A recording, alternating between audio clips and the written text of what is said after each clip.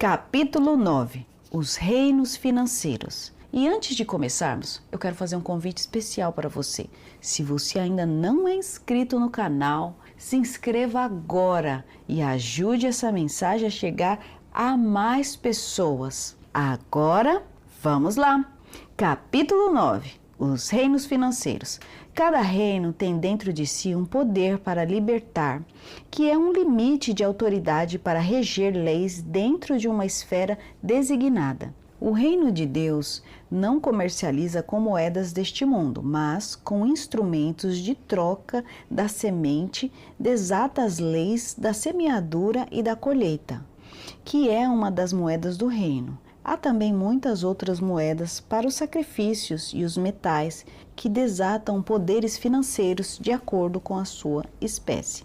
Cada uma dessas moedas está relacionada a um reino natural e desde o Gênesis está determinado o seu limite de ação.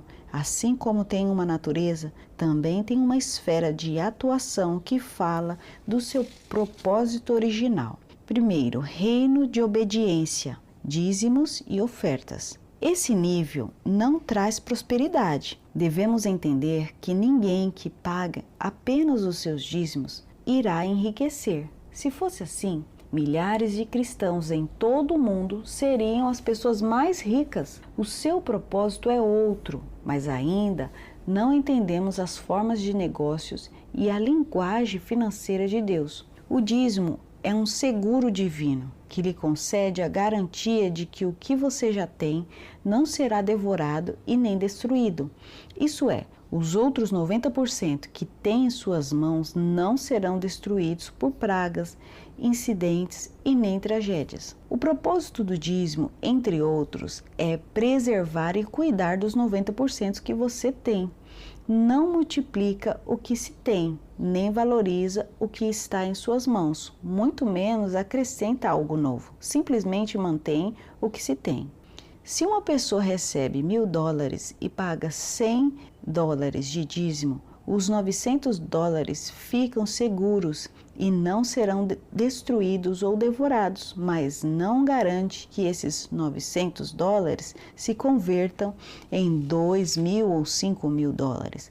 Você compra um carro e precisa fazer o seguro. Isso significa que pagou um preço justo e está tranquilo. Caso pegue fogo ou seja roubado, você será recompensado com um carro novo. Seria ridículo pensar que porque pagou o seguro vão lhe trazer de presente 2 ou 3 carros novos. Mas a maioria dos cristãos paga seus dízimos e por falta de informação bíblica correta, acha que será abundantemente próspero e que a riqueza chegará sozinha na sua casa. A Escritura lhe dá uma garantia que é insubstituível para o dízimo. É vital fazê-lo, mas não é o suficiente. Por isso, Deus deixa outras formas de apresentarmos a Deus para alcançar plenitude financeira. Se só com o dízimo bastasse, até seria mais fácil e toda a Escritura falaria apenas do dízimo. Nós pagamos a Deus e descansamos. Por outro lado, vimos nos capítulos anteriores que existem 12 outras maneiras de dar a Deus.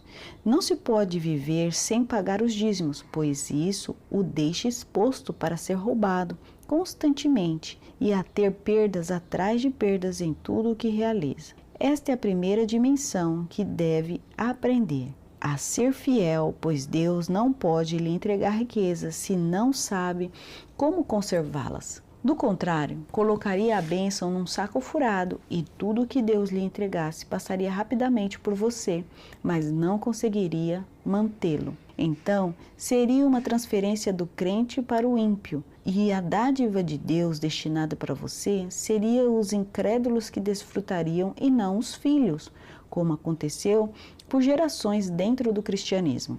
Os cristãos são uma das forças de trabalho mais importantes do país, mas continuam na pobreza e na escassez, enquanto as grandes companhias enriquecem do fruto do seu trabalho.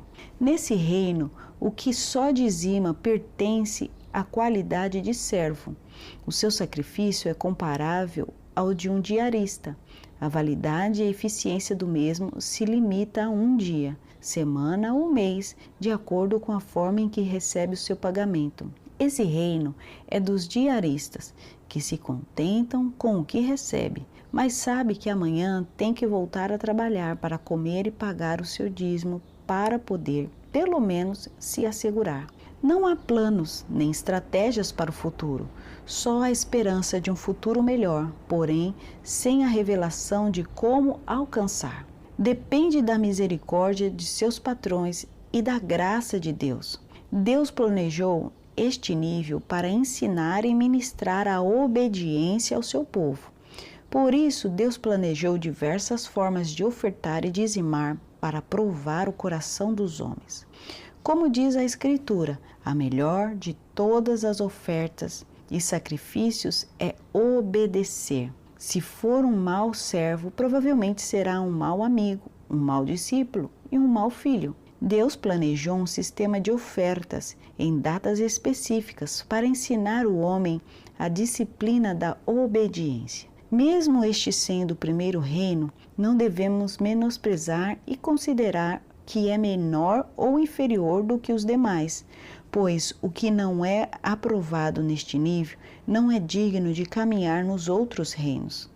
Se pudéssemos comparar, poderíamos dizer que este reino é como uma escola básica. Quando chegamos nesta, estamos sonhando em ser polícia, doutor ou astronauta, mas ela só o ensina a fazer a letra a somar e subtrair, mas não tem a disciplina para aprender determinado conhecimento. Então, não pode aprender. O poder deste reino é justamente obedecer. Quando você obedece, Deus promete lutar em seu favor e abrir as janelas dos céus para o abençoar. O abrir as janelas dos céus é mais do que uma chuva de bênção. Permite ver profeticamente o próximo reino e entrar nele para ser abençoado. Primeiro reino, obediência. Nível de influência, trabalhadores diurnos. Nível de bênção, seguro financeiro. Tempo de duração, 1 dia. 2. Reino de sementes. Este nível foi mais compreendido nos últimos anos e pelo menos 4% a 8% dos cristãos entraram nele.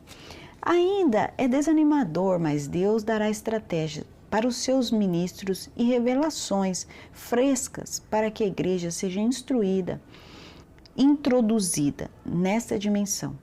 Depende muito da região geográfica em que se vive e ainda assim em cada cidade. São poucos os que entram nesses níveis. Lamentavelmente, as riquezas ainda estão nas mãos dos ímpios e se não houver uma reforma genuína na igreja e na maneira de ensinar e viver as finanças, continuaremos falando que Deus nos colocou sobre nossos inimigos para conquistar, mas financeiramente os ministérios continuarão em bancarrota e trabalhando para pouco. Pré-configuração financeira. Deus determinou o seu poder limitado de colheita em cada semente dentro da sua genética. Isso é, se planta uma laranjeira, só colherá laranjeiras. E mesmo que orando, chorando e jejuando, não terá um pé de maçã, só poderá dar laranja. Por isso, não desperdice o seu tempo. Se quer pé de maçã, deve plantar maçãs. Também a quantidade que vai colher por cada semente plantada dependerá da semente que semear. Mas escolha com cuidado a semente que vai usar. Sua colheita não estará determinada por sua oração, mas pela espécie que semeia. Valores e multiplicadores do reino. Cada semente produz um tipo de colheita e leva dentro da sua genética um poder limitado de multiplicação. Jesus se referiu às colheitas de 30%, 60% e 100%, e de 100%, 60% e 30%. Isso é, nem toda semente produz o mesmo, como também nem toda a terra é igual, e algumas vão conceder a plenitude, o limite de produção da sua semente, e outras vão render o mínimo, mas vão produzir igualmente a essência da sua semente. Também existem as terras que matam a sua colheita e que devem desenvolver os meios com inteligência e saber precisamente onde plantar. Lembre-se desta equação, pois é uma fórmula de prosperidade. Utilize a sabedoria do semeador em todos os seus assuntos financeiros. Vejamos um paralelo. Uma pessoa pode semear 10 hectares de terra e colher muito mais do que os seus outros vizinhos que plantaram no mesmo tipo de terra de 100 hectares. Se alguém se dedica a semear batatas, por cada uma colherá uma dúzia de batata, 12 vezes 1. Esse é o seu fator de multiplicação. Se plantar tomates, colherá ao menos 3 dúzias de tomates de cada pé, 36 vezes 1, fator de multiplicação. Mas mesmo que plante tomates, ainda tem outra vantagem. Em uma primeira colheita, o seu pé de tomate dará uma colheita de 100% do seu potencial.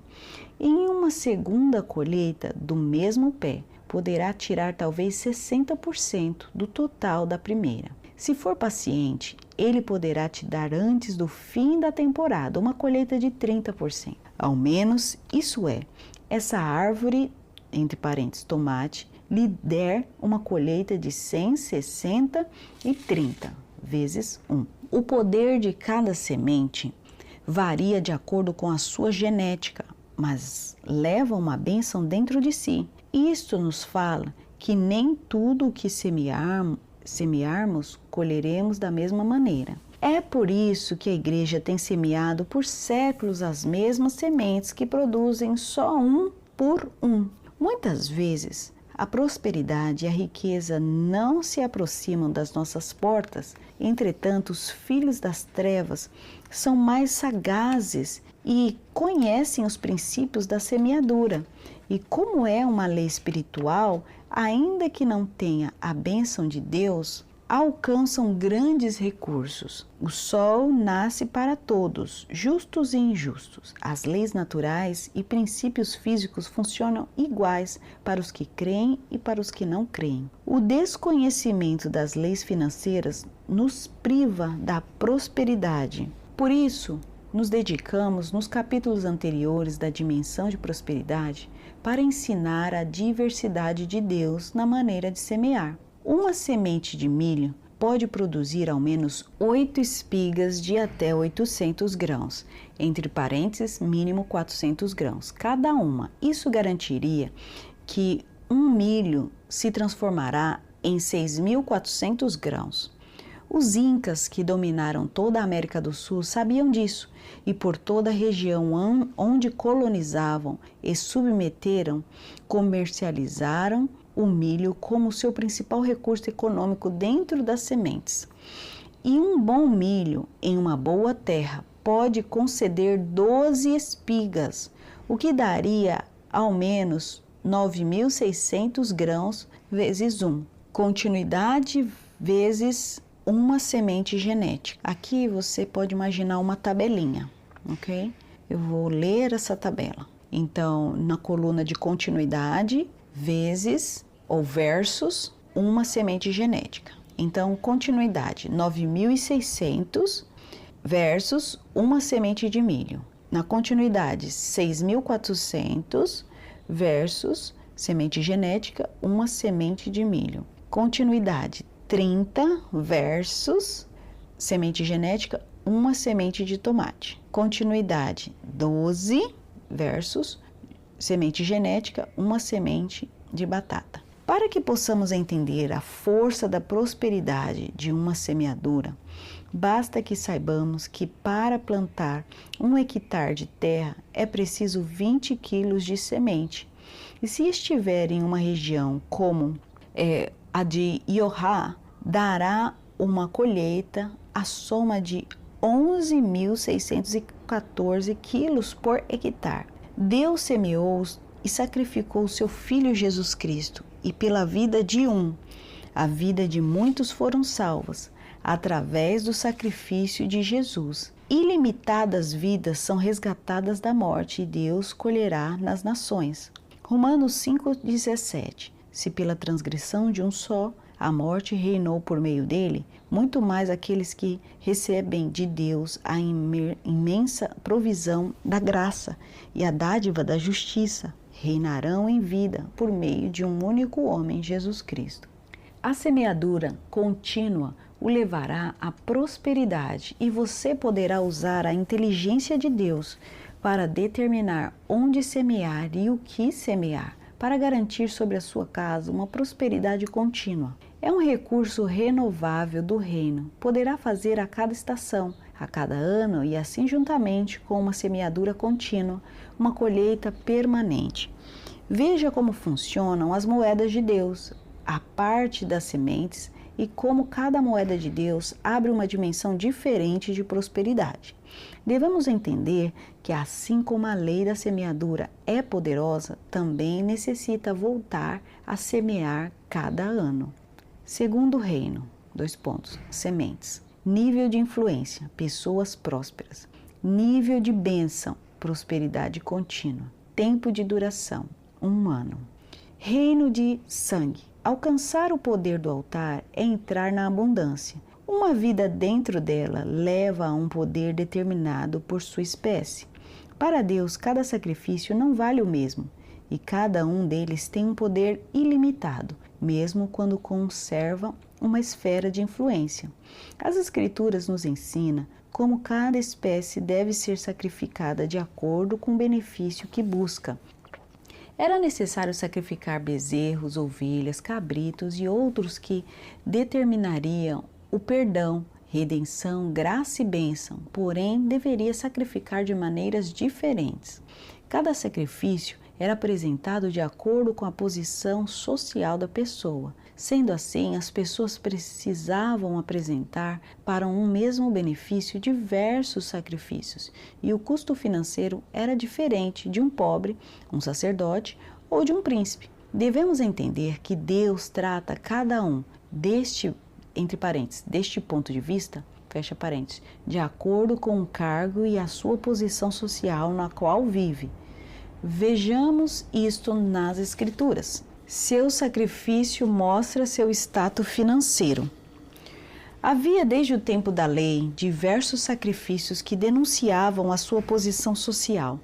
Cada um deles estava planejado para que cada pessoa tivesse a oportunidade de apresentar um sacrifício de sangue, de acordo com o seu poder econômico. Temos que entender que as pessoas simples podiam se beneficiar do reino de sangue.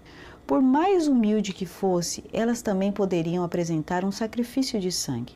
Se o aplicamos ao nosso dia, entendemos que cada um desses reinos tem as suas portas abertas, mas para entrar por elas, não podemos entrar de mãos vazias.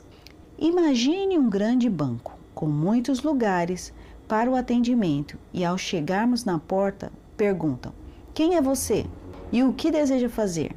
Lá dentro vão conduzir as pessoas, pequenos empresários, grandes empresas ou negócios internacionais, de acordo com o que você precisa e o que você tem direito de participar. Este é o sistema no reino dos céus. O Senhor estabeleceu uma forma em que ninguém se apresentará diante dele, pelo menos uma vez ao ano, sem o sangue. Sabemos que isso aponta para o sacrifício de Jesus e que ele cumpriu a maioria dos rituais do antigo pacto, mas a natureza e a essência deles ainda continuam projetando luz sobre nós. Se a lei foi sombra da nova aliança, então significa que agora é muito mais intenso, mais determinante e que o poder foi aumentado. Portanto, será nossa responsabilidade a revelação deste assunto de sacrifícios. Agora uma tabela. Muito interessante essa tabela. Diversos sacrifícios, Sacrifício para mendigos, sacrifícios para pobres, sacrifícios para abençoados, sacrifícios para sacerdotes, sacrifícios para reis. Jesus observava diligentemente como as pessoas ofertavam, como eles apresentavam a sua oferta no templo. Marcos 12, 41 a 44. E estando Jesus assentado defronte da arca do tesouro, observava a maneira como a multidão lançava o dinheiro na arca do tesouro. E muitos ricos deitavam muito. Vindo, porém, uma pobre viúva deitou 2 pequenas moedas que valiam meio centavo, e chamando seus discípulos disse-lhes: em verdade vos digo que esta pobre viúva deitou mais do que todos os que deitaram na arca do tesouro, porque todos ali deitaram o que lhes sobejava, mas esta, da sua pobreza, deitou tudo o que tinha, todo o seu sustento. E também recriminou determinadas ações relacionadas à oferta e, ao fazer isso, revelou os segredos da oferta. Mateus 23, 19. Qual é maior, a oferta ou o altar que santifica a oferta? Há um princípio de poder escondido no altar, que será determinado pelo testemunho gerado ali. Protocolo de sacrifício. Todo sacrifício origina um registro no livro dos testemunhos, mas nem todos os registros vão para o mesmo livro. Isso depende da posição social e as intenções do coração que se apresentam. Ao ser apresentado o sacrifício, se olha justamente o coração do homem, discernindo a intenção e vontade para validar ou anular a oferta apresentada. De uma forma simples, podemos dizer que é a soma do coração, mas a quantidade ofertada é o que dá a totalidade do sacrifício. Vale ressaltar que menos dinheiro e mais coração pode ser mais que muito dinheiro e pouco coração. Claro que mais oferta e mais coração criam um sacrifício perfeito. Apocalipse 12, 11. E eles o venceram pelo sangue do Cordeiro e pela palavra do seu testemunho, e não amaram as suas vidas até a morte. O testemunho de Jesus é nossa vitória em todos os assuntos e nos liberta da escravidão do pecado, mas também da escravidão das finanças. A Escritura anuncia que quando uma pessoa não tinha como pagar a compra de um animal para apresentar em sacrifício, deveria se apresentar da mesma maneira. Tomava da praça uma pomba e a levava diante do sacerdote, declarava suas necessidades e denunciava a sua situação de mendigo, entre parênteses, mais do que pobre. E o seu sacrifício era aceito pelo testemunho do altar. É uma tabela, protocolo de aceitação. Um homem com necessidade, um sacrifício pequeno de menor valor, sua situação financeira de mendigo, o testemunho do altar concorda com ele. Oferta aceita, trevas silenciadas. A aceitação do altar estava em que a sua situação financeira concordava com o seu sacrifício. Por isso o altar falava e dava testemunho que este realmente era um mendigo. Então Deus aceitava o seu sacrifício. O mundo espiritual observava com diligência e não podia fazer nada contra aquele homem, pois ele estava cumprindo com o necessário. O problema é quando um rico chega ao altar e é pedido para que apresente um cabrito e ele leva uma pomba. O sacerdote não o apresentará, pois lhe dirá que o testemunho do altar não está de acordo com a sua situação financeira, pois sendo rico, iria apresentar a oferta de um mendigo. Na igreja, declaram serem reis e sacerdotes, mas na hora da oferta, o que se apresenta no sacrifício é a pomba. A esta altura, devemos entender que Deus se importa com o tipo de oferta que apresentamos. Lembre-se que Caim era o primogênito de Adão e apresentou uma oferta diante de Abel. Diferente de Abel, continha sangue e isso lhe custou a sua herança entre os filhos de Deus. Deus espera que a nossa oferta e sacrifício seja de acordo com quem somos e com o que temos. Então, sendo rico, mas apresenta com miséria, o quadro seria o seguinte: protocolo de recusa. Um homem com necessidade, um sacrifício pequeno de menor valor. Sua situação financeira, um rico. Testemunho do altar, : não está de acordo com ele. Oferta recusada. As trevas se levantam em testemunho e juízo. Sacrifício vem da palavra latim sacrum, que significa fazer algo sacro, sagrado, separado do profano, ou comum ou incomum. O que implica é que no momento em que se apresenta a oferta ou o sacrifício, abre-se uma dimensão de separação entre nós e o exterior. Isso é sacrificar. Cria-se um muro invisível e o de dentro não pode sair e o de fora não pode entrar. Isso é o isolamento ou a dimensão do sacrifício. Entendendo esse princípio, compreendemos que a oferta sela o nosso testemunho.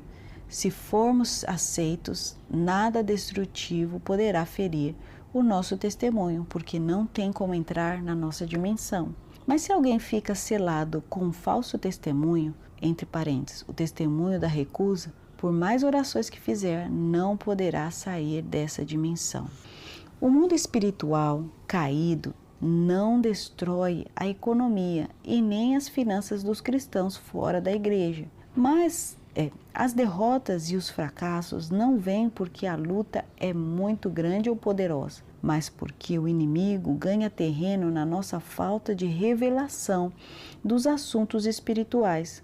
Quando um filho de Deus recebe uma palavra e uma promessa para o ano ou escuta uma mensagem e faz decretos, o mundo das trevas nem se mexe. Eles esperam o momento em que você vai passar no altar. Quando você chega ao altar com a oferta, então é aí que se levanta o poder do testemunho e as trevas poderiam declarar: um momento, esse crente está em falta. Ele declara com sua boca que é rico, a sua situação financeira é próspera, mas a oferta do altar é a de um mendigo. E isso quebra a legalidade de Deus para abençoá-lo e cumprir o que se profetizou, pois o poder do altar não funciona para ele. Assim, essa pessoa, em vez de prosperar, ela receberá uma repreensão em sua situação financeira e ficará encarcerada por uma situação legal espiritual. O adversário terá o direito de mantê-lo em prisões de pobreza e escassez por causa do testemunho de seu próprio sacrifício. Note que dizemos que é legal e, neste caso, a pobreza será um direito do adversário, como já vimos no capítulo 3. Existe uma legalização de pobreza nas nações e por muitos anos na igreja. A pobreza esteve legalizada por nossa incompreensão através da nossa forma de ofertar e dar um sacrifício mais alto. Como me liberto da pobreza legalizada? Jesus ensinou quanto às finanças que se deveria cumprir com toda justiça. Jesus lhe respondeu: deixa por agora, porque assim nos convém cumprir toda a justiça. Então ele o permitiu. Mateus 3,15. Primeiro, assim, a primeira maneira de encontrar a liberdade é sacrificando justamente o que Deus espera de nós, de acordo com a nossa posição. Segundo, depois disso, devemos fazer um sacrifício mais alto, correspondente ao nível em que desejamos alcançar. Nosso processo deveria ser inverso. Ainda que fôssemos pobres e tivéssemos necessidade, deveríamos apresentar no altar um sacrifício de acordo com a posição econômica que está acima de nós e dizer a essa próxima dimensão que é o próximo escalão que Deus o introduzirá. Então, o mundo espiritual contrário estaria calado. Deus falaria e Jesus daria o testemunho que verdadeiramente você creu em sua palavra e já está pela fé, sacrificando o que terá no futuro. Essa é a sua parte no pacto para ingressar ao nível seguinte. E teu testemunho do altar é, é um mendigo que entrega a oferta do pobre e o pobre entrega a oferta do rico e o sacerdote que sacrifica como rei. Valor de oferta, posição econômica determina o animal sacrificado, dependendo do animal, entre parênteses, oferta. Terceiro reino, sangue. Nível de influência, pessoas prósperas. Nível de bênção, abundância sobrenatural. Tempo de duração, uma vida. Reino mineral. 4. Reino mineral. Deus considera precioso os seus diferentes reinos e de uma maneira muito similar, assim como o homem alcança isso. Com pedras marcaram altares, determinaram fronteiras, marcaram lugares e usaram para diferentes propósitos em Israel. Porém, o mais sagrado e valorizado por Deus eram as pedras. Junto ao peito do sumo sacerdote e sobre os seus ombros, ia colocando pedras preciosas. No fim dos tempos, a cidade celestial é fundamentada sobre pedras preciosas. E de onde saem essas pedras? Das minas que Deus tem na terra. O testemunho dos filhos dos homens que fizeram obras a favor do reino, valiosos como pedras preciosas. Devemos compreender que os muros da cidade têm uma altura de 65 metros e em seus fundamentos estão cravados os nomes dos 12 apóstolos, que não são exclusivos deles, mas está também escrito na pedra preciosa o nome de milhares de filhos de Deus, conhecidos e anônimos que fizeram obras que não podem ser queimadas pelo fogo. Deus considera o seu próprio povo como pedras mais do que preciosas, pedras vivas de valor inestimável. 1 Pedro 2,5. Vós também, como pedras vivas, sois edificados casa espiritual e sacerdócio santo, para oferecer sacrifícios espirituais agradáveis a Deus por Jesus. O sinal de compromisso entre os noivos é sinalizado por uma pedra, porque as pedras, no sentido espiritual, sempre representam um pacto. Deus não via o sumo sacerdote quando a glória de Deus saía da arca e vinha sobre o coração do sacerdote. Deus não olhava quem ele era, porque diante de seus olhos estavam as 12 pedras preciosas, e Deus se lembrava do pacto que havia feito com Jacó e seus 12 príncipes. Êxodo 28:12. Quando apresentamos essas pedras, entre parênteses, pessoas, diante de Deus, estamos recordando a aliança e o pacto de pertencemos a Ele. E ainda que sejamos carne, estamos dando testemunho de que confiamos que o seu poder é suficiente para nos transformar em pedras preciosas. Quarto reino, mineral. Nível de influência, pessoas prósperas. Nível de bênção, firmeza. Tempo de duração, uma vida. Quinto, reino dos metais. Disse o Senhor, meu é o ouro e a prata. Ele habita nas plenitudes da riqueza. E como já vimos anteriormente, não existe nação que não tenha deixado escondido parte de sua riqueza. Se Deus tivesse preferência por um metal, certamente não seria o chumbo, nem o ferro que se oxida e se desgasta, pois cada vez que Ele compara a fé e nossas obras, Ele a compara com o ouro. Quando Ele fala do sacerdote, fala do ouro. Quando fala de reis, fala de ouro. E quando fala de sua instrução, fala de ouro. Nas Escrituras, o ouro é o metal mais mencionado e solicitado por Deus para o seu templo. Por quê? Porque ouro para Deus representa a nobreza, a pureza, o incontaminável e o perpétuo. Quando Deus pedia uma oferta de ouro, a sua declaração secreta era: a minha bênção e provisão para vocês é perpétua de geração em geração. Eu faço de vocês um povo nobre, puro, santo e incontaminável. Não mudem a sua maneira de dar, porque eu não mudarei minha exigência para com vocês. As ofertas de metais e de ouro para Deus trazem o rompimento do que há de mais alto no nível natural. Não existe nada tangível para Deus que tenha maior valor que o ouro. Ainda que no natural existam maneiras mais caros que o ouro, materiais mais caros que o ouro, a oferta mais alta que Deus recebe é a de ouro. Quinto reino, metais. Nível de influência, pessoas prósperas. Nível de bênção, pacto. Tempo de duração, multigeracional. E se você chegou até aqui e ainda não é inscrito, se inscreva agora e ajude essa mensagem a chegar a mais pessoas. Nos vemos no próximo capítulo. God bless you. Bye.